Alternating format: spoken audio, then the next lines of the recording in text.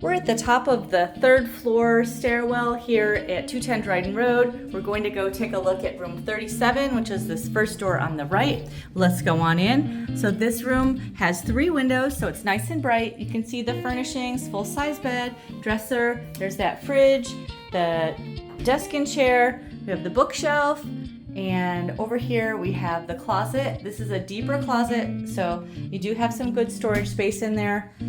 We've got 2 east-facing windows and one that faces south towards Dryden Road and Linden Avenue. There are 8 rooms on this floor. You share 2 bathrooms and a kitchen. We're located at 210 Dryden Road. Again, this is a 3rd floor room, so we've walked up 2 flights of stairs to get to this room. We're located half a block from the main intersection of College Ave and Dryden Road, and from there, we're just 1 block from campus.